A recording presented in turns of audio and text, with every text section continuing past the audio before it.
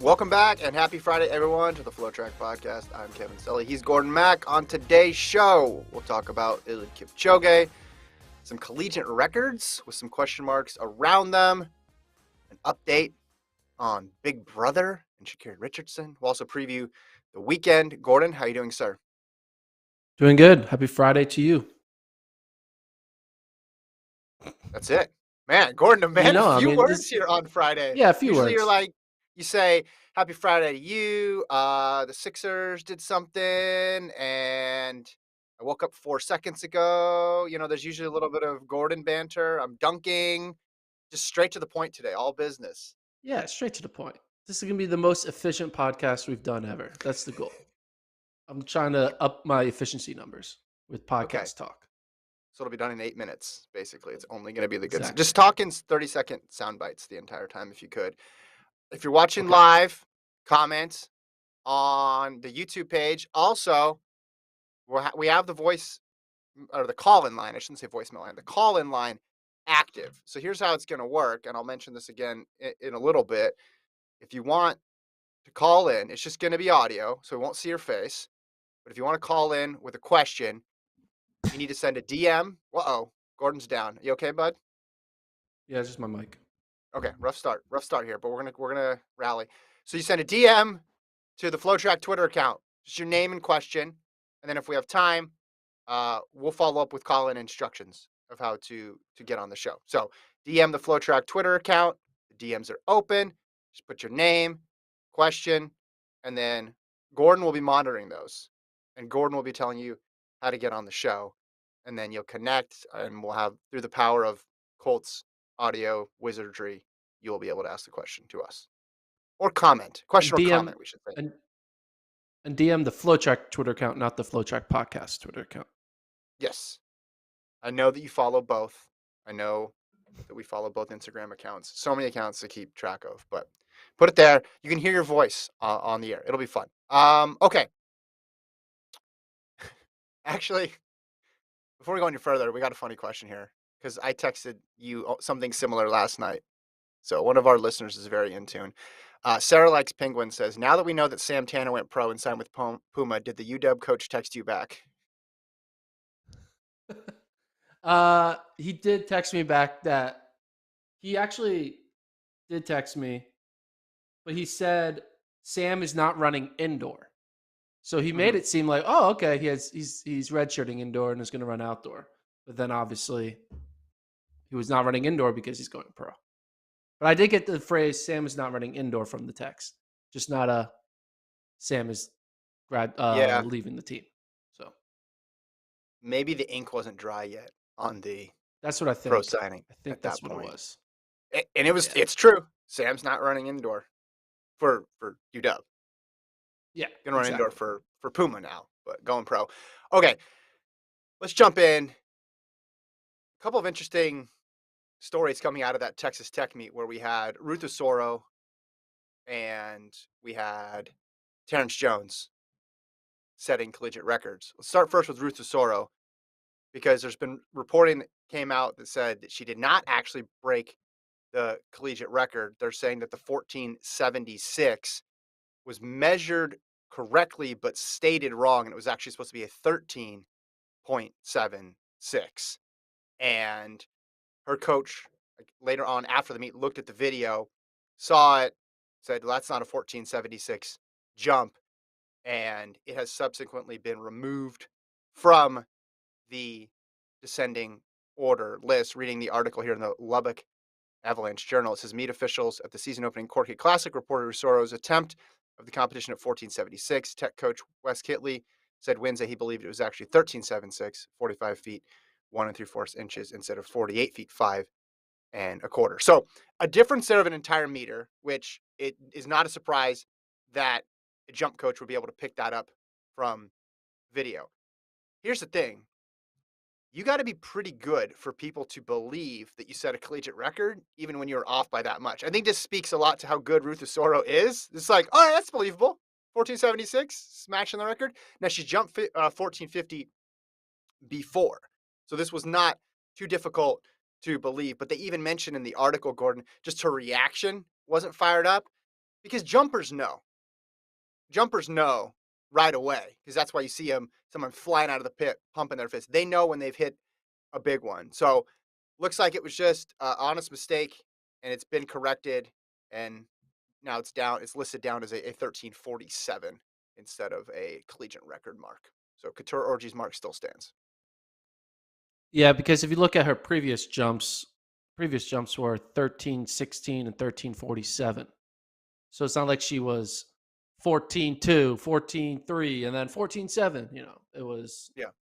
that mark makes more sense based on also the previous marks that she had in her jumps. So all is okay. So she ended up losing that meet. She lost to her teammate Ruta Lasman. So Mhm. big Yeah, congrats that's to interesting. Ruta Lasman, who is now your Corky Classic 2022 victor. You go from collegiate record holder to getting second in the meet in a matter of moments. Kitley also said normally in these situations, other coaches are nearby and they're able to, or the coach is nearby and able to correct, hey, you said 14 and you actually meant 13. But at this meet, the coach was over at the high jump apron getting stuff set up or coaching over there. So he wasn't able to actually witness it as it happened and correct it as it happened. So I don't think this is something that's going to happen at NCAA championships because there's going to be way more eyes on it. But it is one of the interesting parts of track and field because you have so many things going on, which means there's so many possibilities of things going wrong and marks being misread or mismeasured or officials making the wrong call, and it's impossible to stay on top of all of it. So glad they caught it now. Glad they figured it out and straightened it up. But she's obviously capable of getting the record in the future. I mean, we know she jumped 14 and a half meters, which is not too far off Katora Orgy's mark, but it will have to come on another day. The other story that you found was in the men's 60. Why don't you break that one down for us? Yeah, so if we can bring up the video of the men's 60 Terrence Jones, this was discovered by a bunch of people on Twitter. Obviously, 6:45 collegiate record. You're like, what? And I remember bringing up his 100-meter PBs. It's like, this is crazy. Who goes from this to this? Just like that. There's a video, Travis, you can bring up the slow mo video where he might have false started. Now, there's a slow down version of that race. You look at, I believe it's in lane 4, Hmm. and he gets a massive head start. Look at that. He is almost like his body's almost halfway up before Hmm. the rest of the field goes. So that could have been a missed false start. And it makes you think like in these meets that aren't like, IAAF sanction, or I guess World Athletics sanction with, you Hmm. know, professional meet starters and all this stuff and like the technology of the blocks where it just happens at a college. You have to think a lot of false starts get missed in general, right? Think about a meet where you're running like Yeah. 4200s after and after over and over again. How Hmm. often is the starter going to see every single false start? And it can not that be that big of a deal because whatever, Hmm. it's a college meet or a participation type meet. But when it comes to a race where there's a 6:45 in the result, you want to make sure you get that one right. And it looks like the starter made a miss here. Um, I don't think it means he ran like 660. Like I think he Hmm. still could run sub 650. Hmm. But based on that start, you got to think that 6:45 is not a true 6:45. So in my rankings, I still ranked Yeah. Michael Williams ahead of Terrence Jones. And it looks like that's a good reason for that because Mike Williams has shown it. He ran 6:48. I don't think there's any false starting controversy with his mark. But Terrence Jones is going to have to show up and maybe do it again to kind of get, I guess, track Twitter on his side of a legitimate 6:40 type runner. Well, I mean, he ran 6:53 in the prelims in this meet, so he's a legit guy. He may Yeah. not be able to match 6:45 this year, but he's a legit guy. The other problem, other than all the meets not necessarily having the same setup from the technological side of it, is video. because the first video people saw, and the video that most people saw was from the Texas Tech shot.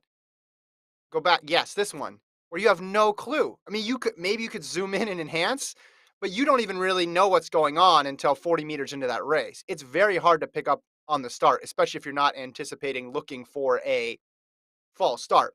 Now, if this had traditional TV type setup with cameras, that would be the first thing people noticed. And all the comments would be, wait, what?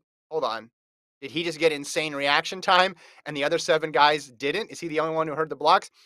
This angle that we're putting up now, totally different. And obviously the one that PJ Vizell posted where it's slow mo, you can see even better. But that's the other part. Not all these meets have the same benefit of video evidence that we all can over, comb over time and time again, like we would with other sports, and say, hey, is that what we think it is? But I still think the guys. I mean, I had him in my top 10 world rankings based on the 645. So Yeah, there was might need to revisit a that. main camera crew. There was a main camera crew there. It just was on ESPN Plus, and no one knew about it. It was kind of buried in the ESPN world.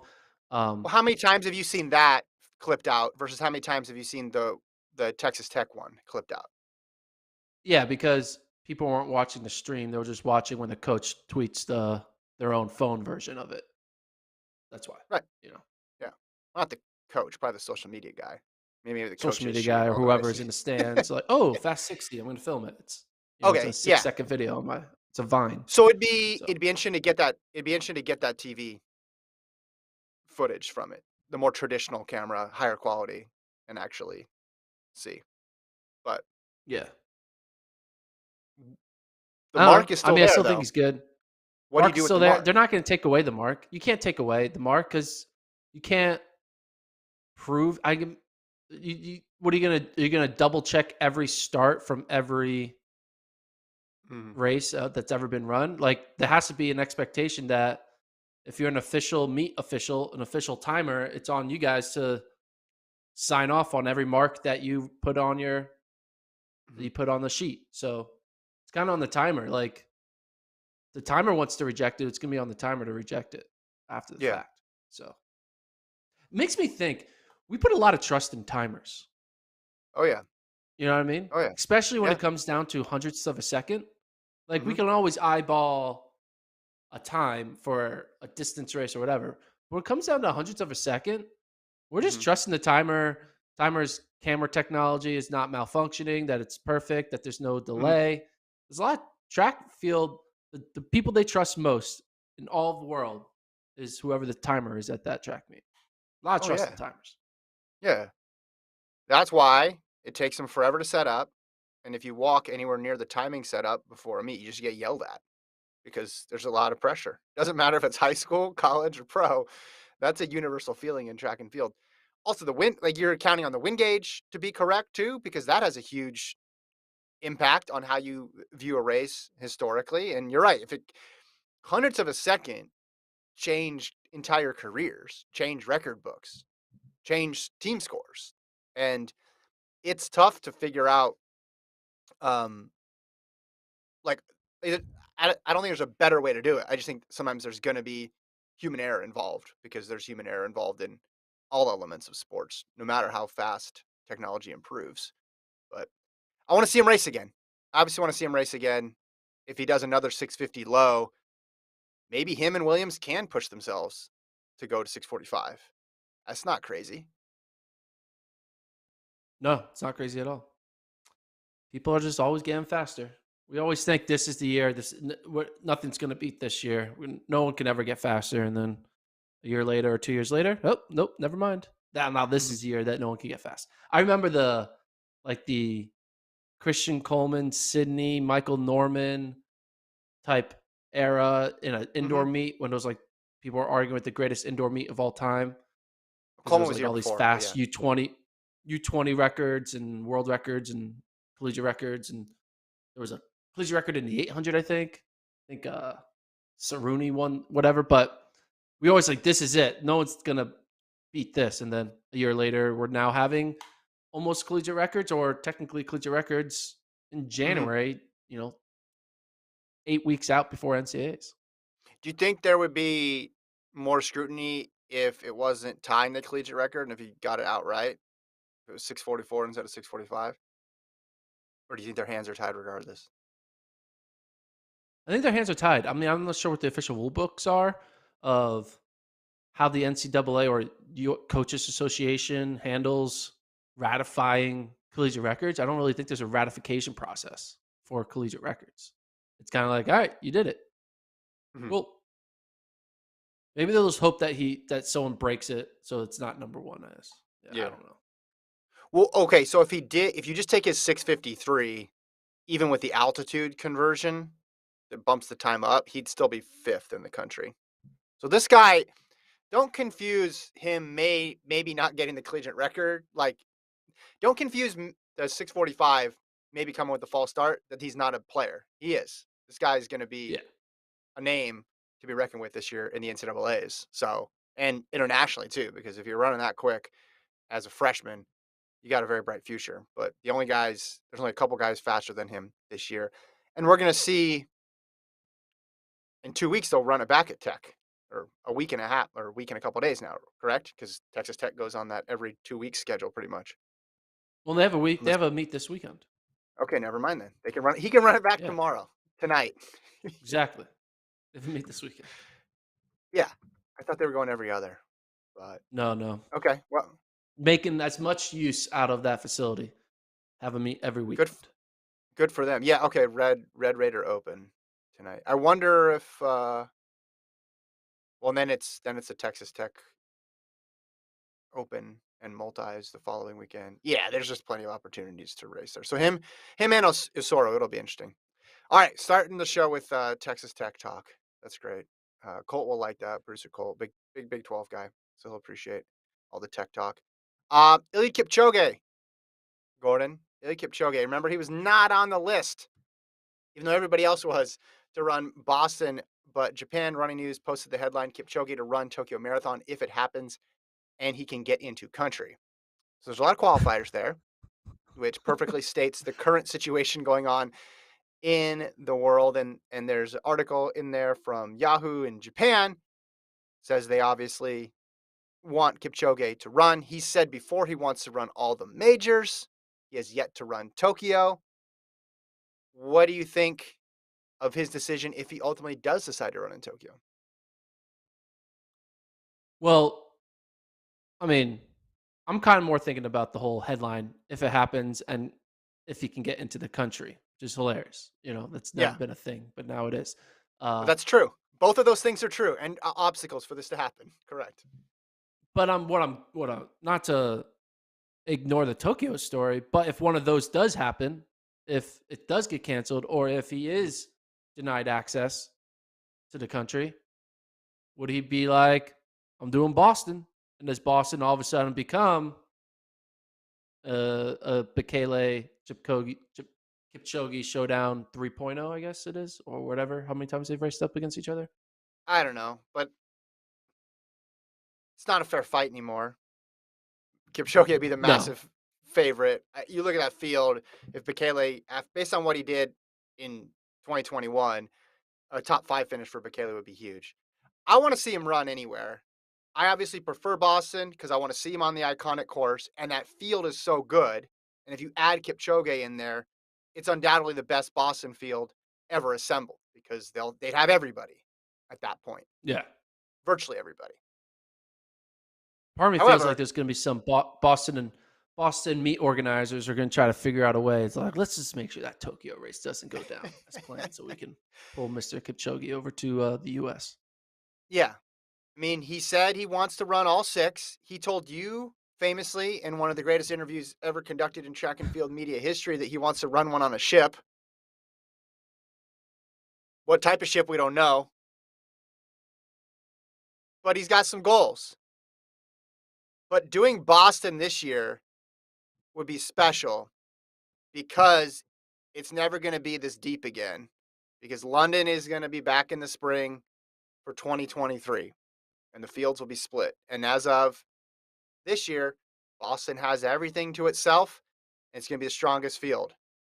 So I'd like to see him run in Boston, And then it's just an added bonus that it would be awesome to see him go against one of the deeper fields of his entire career. He's running against really tough competition in London. Don't get me wrong. It's not as if he has something to prove. But if we're going to see him get pushed, it would be in a race like Boston, where you have 7 of the last 8 champions. You have Jeffrey Kamworor in the field. You have, yeah, the wild card there in Bekele. What where has he not run yet? I guess it's just New York. Has he run in New York yet? He has not run New York. He has not run Okay, Boston. so New He's not York, run. Tokyo, and Boston. Yeah. That's it. Yeah. He ran Chicago at the very beginning, which people forget about, and he beat Bekele in that race, and that was towards the beginning of his run, and it was seen more as, huh, this guy who was a gold medalist a long time ago on the track was able to upset Bekele. That's a that's a pretty neat story. No one was thinking, oh, this is he's gonna become the greatest men's marathoner in history. So listen, I want to see this. I want to see him run a real marathon more than I want to see him do another time trial. So if I were to rank the priority, I would put the time trial type thing that we've seen last. Um, then I would put all the other marathons in one bucket, and then I put New York and Boston in the highest priority for me to see Kipchoge run. And part of that is because I want to see him run on those historic courses. And as an American who's followed those races for years, it would just be cool to see the greatest marathoner on the men's side in history run. In the same way, I've said this comparison a bunch of times, I wanted to see Bolt at Hayward. And I think it's a bummer and it's a failure of track and field as a whole, not any one person, not any one entity, but it sucks. Track as a whole that we never got to see Usain Bolt at Hayward Field. Got to see him at Franklin Field at Penn, and that was amazing. But there should have been a way to get Usain Bolt to Hayward Field, and we never saw it. It makes sense now I think about why he would do Tokyo because if I'm trying to project out his career, he could then do like I think doing New York, Tokyo back to back is a lot hard. It's a lot shorter of a time frame than doing New York, Boston back to back. Okay. Because you have an extra month of training. If he's trying to get all three out of the way before, but I think he's trying to go all the way to Paris. So maybe he can still spread it all out before Paris. He's probably gonna. Would he retire in Paris? I don't know. This I don't man, know. he's a machine. It feels like he's never gonna lose ever again in his life, as long as No, he it decides to doesn't. keep But running. but he is going to, and I don't want him to go to New York and Boston when he's on the downturn of his career, because I want to see Yeah, him go against a tough field, or I want to see him try to get a course record. That's what we want to get out of Kipchoge. We don't want to see it just as his career is winding down and he shows up just to make an appearance and he's not himself. We're lucky that he's been himself, as you mentioned, forever and seeming like his prime is never going to end. But we gotta capitalize on it and get him to New York and Boston. Hopefully, hopefully we'll see that. All right. Next story. Updating a story from Wednesday's pod about Shakira Richardson and celebrity Big Brother. Her representative, Ashley Blackwood, told TMZ, quote, Shakira was contacted months ago to be on Big Brother and declined. All coverage on her participating are false and simply just rumors. So, she will not be competing in Celebrity Big Brother. Gordon. that's a bummer. I mean, it would have been fun have a star U.S. athlete in like a random Mhm, reality show. I know we had Mo Farah do his thing overseas, but to see something to happen more stateside would be interesting. I'm sure she would be a fun, wild character in that situation. It'll be mhm. just lots of meme opportunities and reaction GIF opportunities Yeah. to screen record that we won't get. But hey, maybe it shows that she's focusing on the track, right? And she's like, I don't have time to do a 3 week thing. I got to Mhm, get focused for 2022 and do my best there. Um, it is interesting though. I guess how does that leak? I don't know. Like I guess she was maybe they saw like a preliminary list and they were like, oh, everyone's going to say yes. Why would someone say no? Right? Maybe that's probably why. I don't know. But I think it says here that it's gonna premiere on I don't know how they shoot this thing because it says it's gonna premiere on February 2nd. Do they do it almost in real time? Is that how it works? Because missing 3 weeks right now would be tough. I assumed it had already yeah, I think happened. Basically, that was my thought, is that yeah. it had already happened during, like, December or something, and then they had the list of people who were competing, and it got leaked that way. But taking 3 weeks now would be pretty tough. Well, I always thought there was like a premise behind Big Brother that it was like live, Okay, you could be but right. maybe I'm wrong. I don't Okay. know. But maybe for celebrities, it's not live. I don't know. This Hey, has become a Big Brother guess who's not watching it this podcast, and season? I don't like it. Oh, Guess who's not watching it this season? Me, because she's not on it. me. So, Big Brother, Celebrity Yeah. Big Brother lost at least 2 viewers, and we'll never say the I don't word know how Celebrity Big CBS is Brother going to be able to uh, make up for the loss of your viewership and mine. well, all the track fans, Gordon. There's a big group out there who That's will true. not be tuning in anymore. The documentaries still or it came out, I guess, yesterday. I need to see if I can check that out this weekend. But yeah, so no Big Brother for Richardson. I don't know if she's gonna run indoors. We haven't seen any plans about running indoors. Maybe she'll just wait until outdoors. There's a lot of Florida meets I saw this year, and she's training down in Florida, so a lot of opportunities to stay close to her training base and compete. So I don't know how much competition she'll be doing. There has to be a high demand for her, right? If you're a meet director, you want her at the race and Yeah. all the attention and excitement that it brings. What's next on the rundown? Man, you really are efficient. Here we go. We got another team going. You can't tell me Sorry, you're going to it's be Friday. efficient. You can't tell me you're going to. Oh, should we make the call in line still open? Send a direct message to FloTrack's Twitter account, name and question. Name and question to the FloTrack Twitter account. If you want to call in, Gordon's going to let me know if someone wants to call in. Another Penn Relays announcement. We talked about Houston. We got South Carolina now. Gamecocks will be there. They were big winners in 2019, won the 4x2, 4x4, and the shuttle hurdle relay as well. So adding on to the list of programs, remember that meet will be live on FloTrack at the end of April.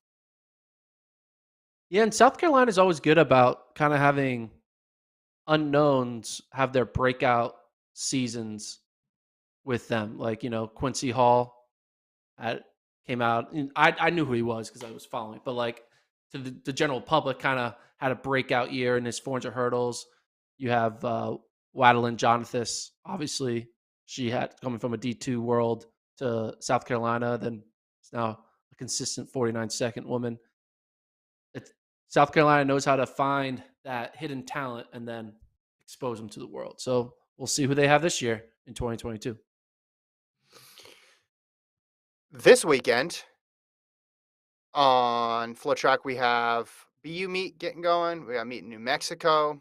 What are you looking forward to seeing just in the entire world of track and field? Sometimes it goes on that every other week cadence, and last week was pretty big. We had a lot of big stars running and big collegiate programs running. So we don't know how many people are going to be running this weekend. But when you look at the whole landscape, what do you have your eye on?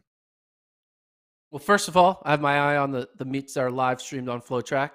You got the BU Battle in Beantown in Boston Hmm. live on Saturday. And then we also have the Dr. Martin Luther King Jr. Invitational in New Mexico in Albuquerque on Hmm. Saturday as well. So potential some fast sprints there in the Southwest. And then we also have live on Miles Split, the um, Sundown Track Classic, which is an outdoor meet in Arizona, but it's going to be featuring none other than the Newberry Park distance men. So, seeing some fast high schoolers run outdoor miles, 800s, 3200s.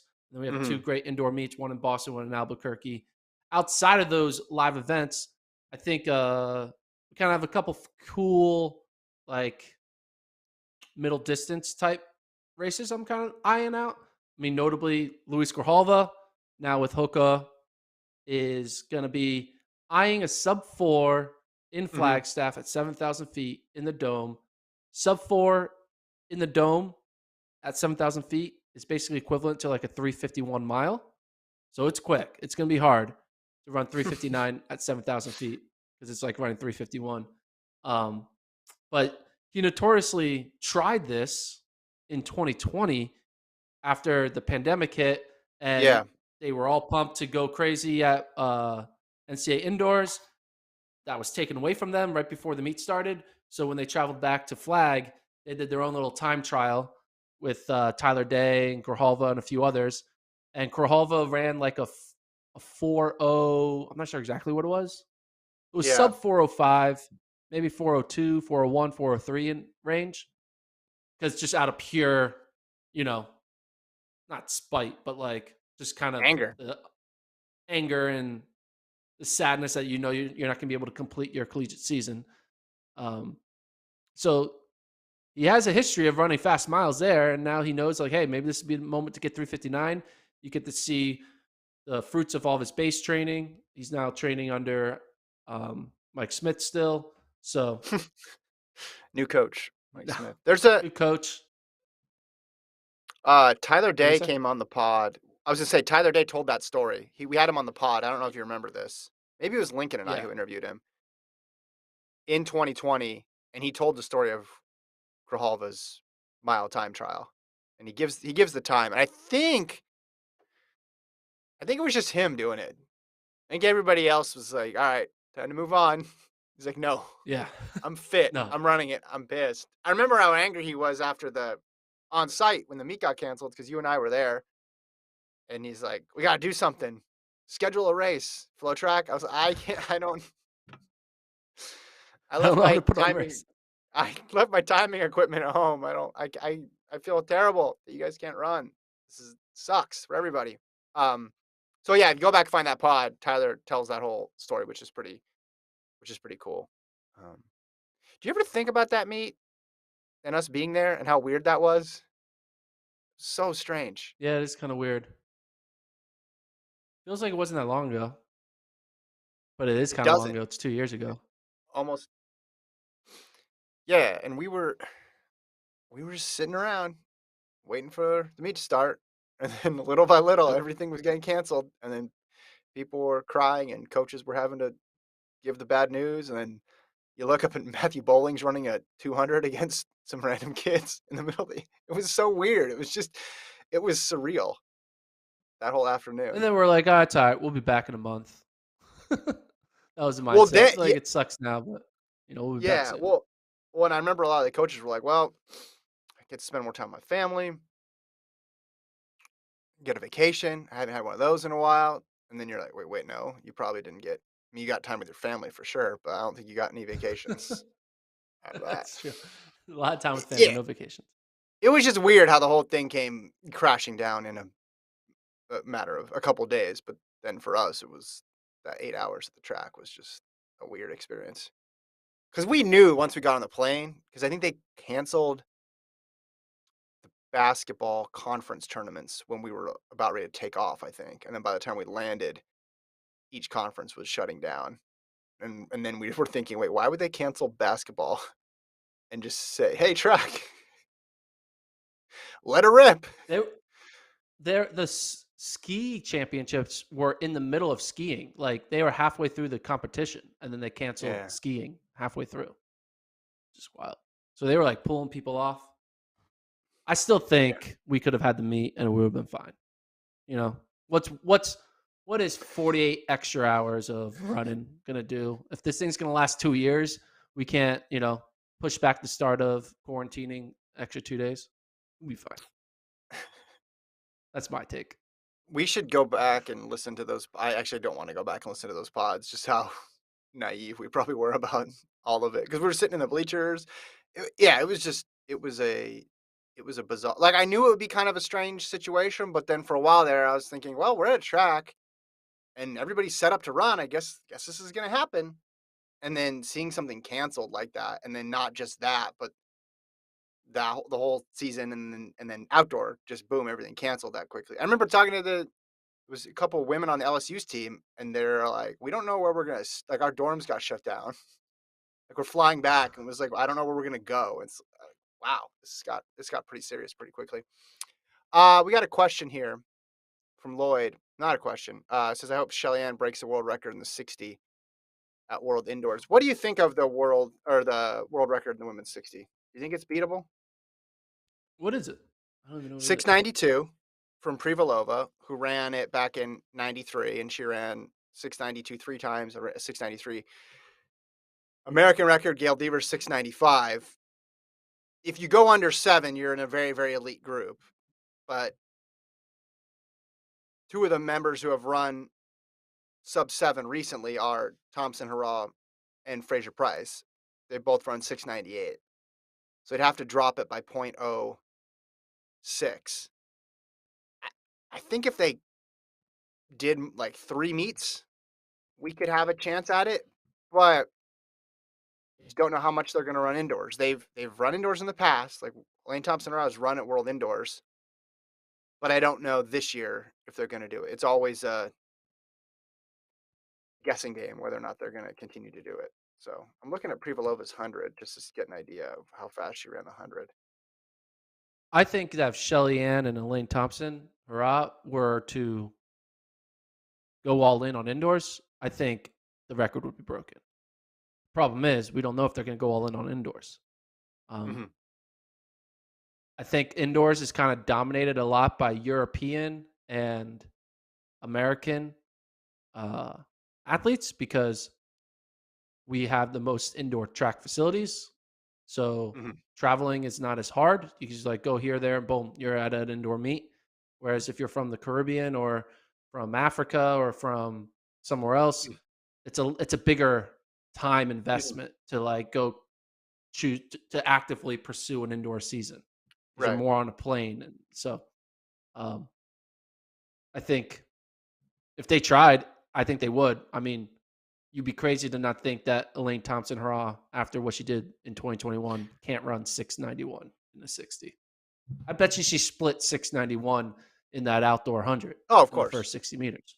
Of So, course. Of course. So Privalova's 100 was 10.77.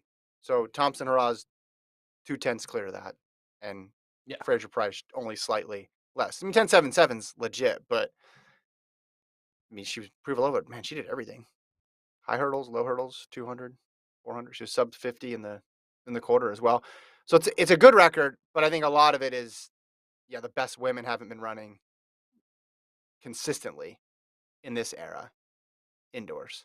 On the men's side of things, we got someone asking about Sue, or not asking, saying Sue Bingtian will break the world record. I mean, to do that, you got to beat Christian Coleman, which is going to be really hard. 634. I mean, Sue was good, 642, but 8 100s, that's a significant amount of time there. And Coleman is just low 6.4s all the way into 6.3s is pretty straightforward for him. I'm interested to, I really want to see that Melrose race, and I want to see if how much Sue runs this year because he had a great outdoor season. He was really good in the 100 in the Olympics, and he got caught up in that wave of those fast times. But I just until I see it with my eyes, Coleman get beat in a 60, I'm gonna pick him. It's a safe pick. Yeah. Another race that's kind of gonna be interesting is in Michigan. Basically, that Michigan training group, the very nice track club, they're all going to be in attendance running the 3K. So you have Mason Furlick, Nick Willis, Hobbs Kessler, Zach Ornelas, but mainly it's Kessler, Willis, and Furlick. And with the way Willis is probably fitness wise, it's really a Kessler and Furlick race. But Hobbs Kessler, basically, I guess technically he ran a mile and that midnight mile, but Yeah. I would say official season debut in a 3K. Kessler, is Hobbs Kessler? Maybe we're getting ahead of ourselves because we might have this conversation after we see the result this weekend. Let's do it now. But Hobbs Kessler, is he making a world team, whether it's indoors or outdoors in 2022? Is he making a world team? No, I don't think he's in that top 3 right now. I mean, if I was doing rankings, I wouldn't put him up there yet. Okay, maybe I'll take that away. Do you think he could have an indoor season and or an outdoor season that leading up to the final of an outdoor 15 or an indoor 3K or indoor 15 that his name will be considered maybe, he'll have like a Yeah. yeah, he'll be considered a wild card contender. Yeah, listen, indoors especially because we don't know who's gonna show up, but you figure outdoors, everybody's coming to play in that in that 1,500, and we talked about Hawker and Centrowitz and Nagoose and Engels, and he did really well. I mean, last year for a high school kid to make it to the semifinals of the Olympic trials, that's impressive. But like, here's a list of people who qualified for the final: Hawker, Centro, Nagoose, Engels, Wynn, Thompson, Avila, Alexander, Prekel, Sietti, Suleiman, and Ribic. Like, which one of those guys are you for sure 100% that he's going to be better than in 2022? You might have an idea of one or two, but there's also other guys coming up as well. Not necessarily younger than him, but there's guys who are going to be standouts in the NCAA this year that could factor in as well. So I think he'll run fast enough to where we're going to consider him. But I think the next step is making that world champion or making the U.S. championship final outdoors. Yeah, I guess you're right. I don't know. I just think if he goes out there and runs like an easy 7:45, 7:44. Oh yeah, Now that obviously you got to be in for like a quick rust buster. You're like, oh, okay, he's fit. yeah, He might if he gets into a good race, he's running in the 7:30s all of a sudden, and then you never yeah. know. So I'll be He's a interested huge to see how talent. that result forms. Obviously, a huge talent, but he's still 18. I mean, he'll turn True. 19 in March, but Yeah. he's still just 18. And it is interesting though how the attention shifts because when you're a senior in high school, everybody wants to talk about how fast you are for how young you are, and then you get 1 year older and you just throw him in the pile with everybody else. Yep. Gessler, Hmm. he's in the start list. Yep. That's what happened to Drew Forget it. Hunter. Right? You're like, oh, Yes. all right, Drew Hunter, you're just another one of the guys. Yeah. Speaking of 18-year-olds, I did mention the Sundown Track Series, which is live on Mhm. Mile Split. Colin Salmon, Lex Young, and Aaron Salmon are all running. Colin and Lex are running the mile. Aaron is running an 8. I think the race here to watch is the mile with Colin and Lex. No Leo Young, Mhm. but Colin Yeah, Salmon, where's Leo? he's the Where's guy. Leo at? I don't know. Leo, where's Leo? I don't know. He's maybe he's gonna rabbit. Maybe he's not feeling well. Maybe he Do has you think a Newbury Park's in test or something. trouble? Do you think Newbury Park I has a, don't a know. depth a depth issue? That they might have a depth issue. They only But have Colin three. Salmon, he's been running out of his mind all year long. I think he's undefeated. If he has lost, it was because he let his teammate beat him. Running his first track race of the year in a mile Mm. outdoors. Weather will probably be good in Arizona. Are we gonna just see a 3:59? Like, is that happening? Are we 24 hours away from another sub 4 high school miler to add to the list? I have no idea because we don't know what his training's been like leading up to it. But we are to the point of high school boys sub fours where there's going to be a nonchalant sub four. There's going to be a no hype involved sub four because we've gone the season long anticipation route. Like, will Allen Webb be able to get it or the whole career building towards it? To the okay, and then you have the special race. It's all set up at the end of the year. If everything aligns perfectly, they could break four. And then you see more and more guys doing it, more and more guys doing it. And it would make sense that the next step is, yeah, I opened with a 3:59.8. Then I went to Do you class on think Monday, and I went to class on lunch was Monday? good. They had French bread pizza, and not sure about winter formal this year. Don't know if I'm gonna go or not. Good. I mean, Did you feel like Leo Doshbach's 359 and during the quarantine event in 2020 in May? Do you feel like that one kind of had a nonchalant feel? No, just because pandemic, we had no idea what was going on. That I Okay. kinda throw that portion of the season especially out. It felt low key, but there was hype around that the X like, what's Salmon's PB? 401, right? I don't Or know what sorry, his PB 404. is. 404, 404. excuse me, Yeah, 404. Don't wanna put too much pressure on the kid, but isn't the expectation that he breaks 4 at this point? it is. That's what's crazy. Yeah, so that's why I say it could be a nonchalant breaking of 4. Also, if we eventually get to the point where multiple high school guys are doing it in the same race and on the same team, then it's really gonna the story obviously will be, "Oh, this many guys broke 4," but the reality will be like, "All right, well, how much faster than 4 did they go?" Are we talking, someone who can eventually, move up in that threaten Alan Webb's record? Now that's a long way to go, but it's more about how far under you go now than just can you do it. Yeah, so 12 high school kids have done it. Looking for number 13, lucky number 13. I remember, I mean, I was kind of starting to trying to start the nonchalant train when Hobbs Kessler did it, right? Because I was like, 357, it happens all over the place now, Yeah. right? Yeah, yeah. Yeah. So, I mean, I think he's going to run sub 4, and I think it's going to be a nonchalant sub 4. Um, we'll probably make a big deal out of it, but I think the Newberry Park has just done so much already that they have figured out a way Yeah. to make a sub 4 feel like a standard without even doing it yet because of the Yeah. way they dominated cross country season and their history and you know Yeah. And it's again, kind of wild. yeah, and I don't know again because we don't know his training, but there will be a nonchalant sub 4. It may not be this weekend in this meet, but and it may not even be from this athlete, but it's coming just because of where that event is going on the high school scene. I'm guessing those guys are they better at the 2 or the 1?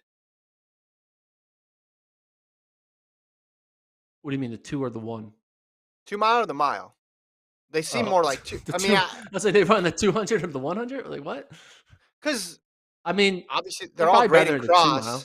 Yeah, they're all great in Probably better in the cross 2 mile. and yeah, and Nico Young certainly better as the distance goes longer. It appears. I'm not saying that's going to be the case with his brothers, but went to the same high school, same setup in terms of training. But yeah, the era of nonchalant sub 4s is upon us. Get ready. I think we're gonna get it next year, and this is how we're gonna get it because next year Newberry Park's gonna have 3 guys: Leo, Lex, and Aaron Solomon. And what's gonna happen is 2 of the guys are gonna break 4 early, and they're gonna have their moment, right? 2 of the 3, and then there's gonna be another race where those 2, and let's assume a third kid breaks 4 somewhere in a different state, whatever.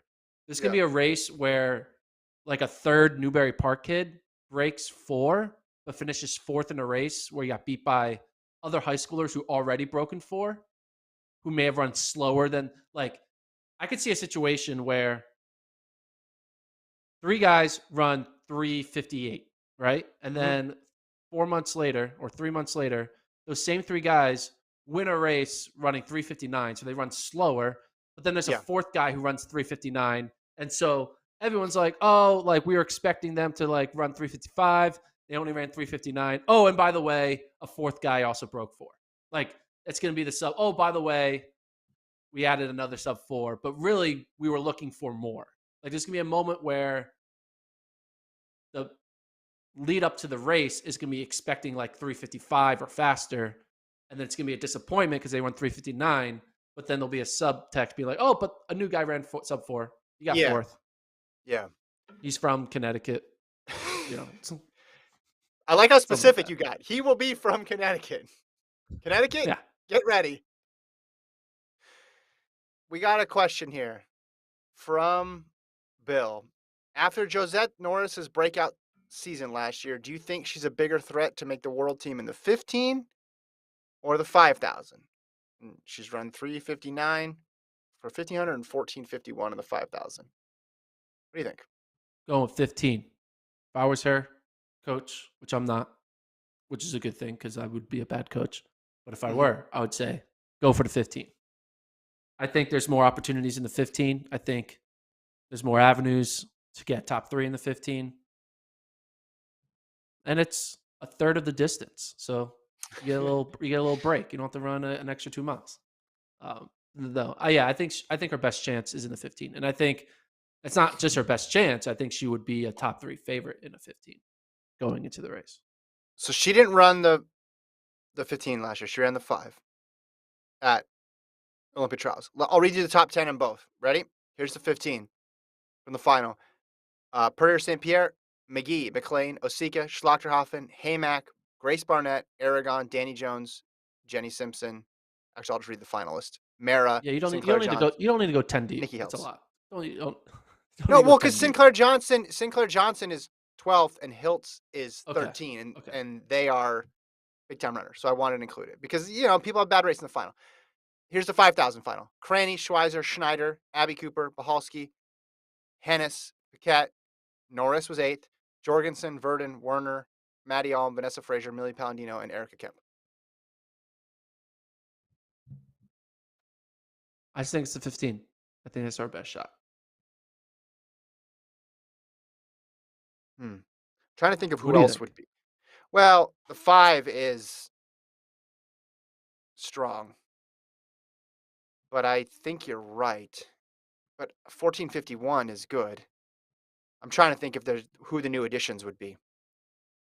Who's somebody who wasn't in play last time that would be. Like I anticipate Johnson will be better this year. I anticipate Sinclair Johnson will run faster. She'll be more like the 2019 version where she finished 5th. I mean, I think Ellie Hennis is going to be better training Yeah. under Mike Smith. Yeah. Not that current coach. It's not Mike Smith. It's more like it's going from college to pro, more intense training, more focused. You don't have to worry about school, all that stuff. Yeah, this is tough to figure out. I mean, I'm looking at people who didn't even make finals now. Why do you so 5, you're just basically saying Cranny and Schweizer are gonna be locks, Yeah. So it's and then harder the to fit. get one spot than to get two. I feel like there's one lock on the 15 Okay, with Perrier, and I feel like there's two okay. locks in the 5K. So you're racing for Alright, one spot or racing for two, go for the two spots. you talked me into it. There you go. A lot of this hinges on that Union Athletics group with the newcomers to Union Athletics, 'cause that's Osika, and then that's Johnson.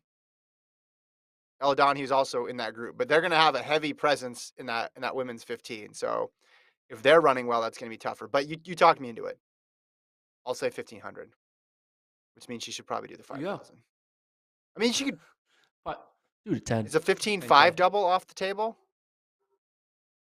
I don't know. Let's not talk about doubles, right? The whole like scheduling. We'll Well, get let to me get that that. later. Let's wait Let till me get spring before we let me get talk the about outdoor PDF schedules. up. Let me open the PDF so it can stay on my desktop for the next 7 months. Here we go. Anybody got any other questions? Throw them on the YouTube chat if you're listening live. Bill follows up, says Cranny clearly wants to go back down to the 1,500 if Jerry will allow it. I mean, the 5 and 10 are working well for her though. Yeah. Don't fix if it ain't broke. You're making teams, keep making the teams. That's what I think she Yeah. should do.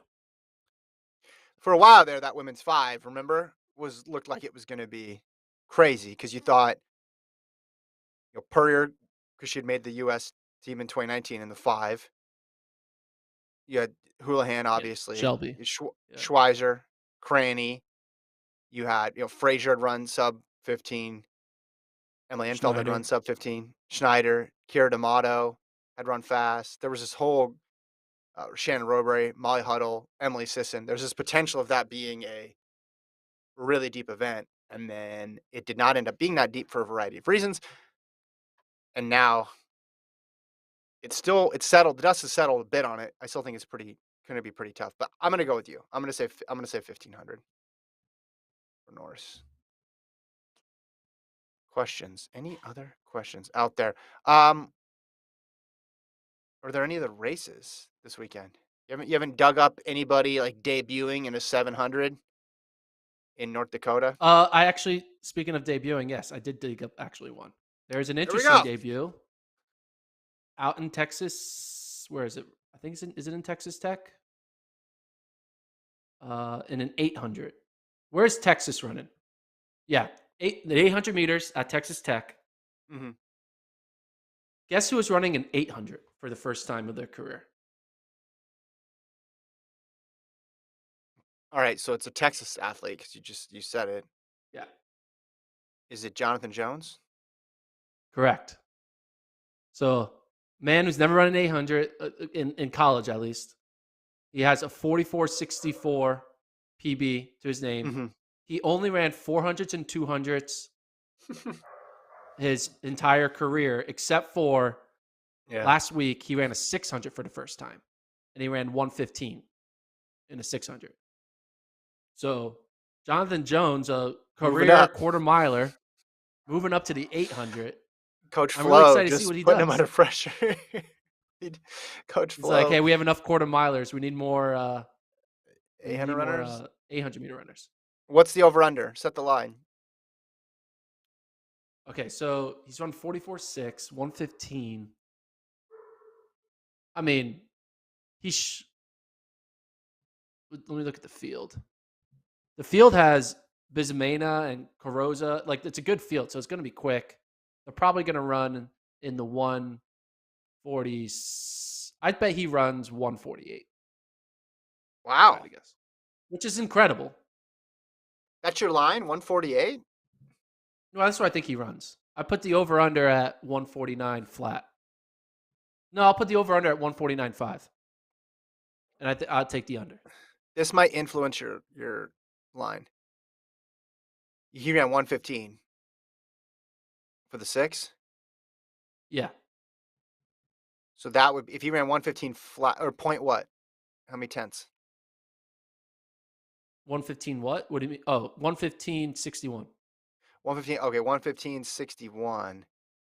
That ties him for 19th best indoor 600 of all time. Yeah. But here's the thing. He's a was that extra 200, was he speeding up or was he slowing down, right? Because he is Mhm. a quarter miler Yep. extending to the 600 and now extending to an 800. I'm just fascinated seeing a guy who's been running 44 seconds. I mean, what's his Mhm. best finish at NCAAs? He finished fourth at NCAA 400 outdoors in 2019. He was the Big 12 champion in.